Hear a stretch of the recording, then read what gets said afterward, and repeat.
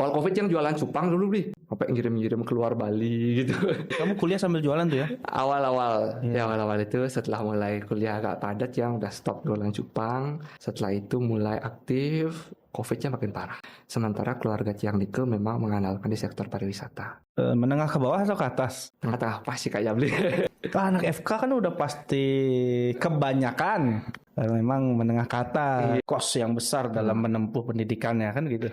Beda dengan fakultas yang lain.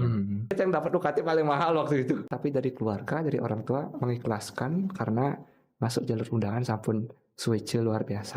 Yang lihat orang tua yang benar-benar susah payah kerja. Boleh nggak kalau gede bekerja? Gede kan jadi bakal gede juga boleh nggak kalau gede kerja? Orang tua nolak nih. Aman, semuanya udah bapak siapa udah ibu siapkan sampai gede tamat dokter aman.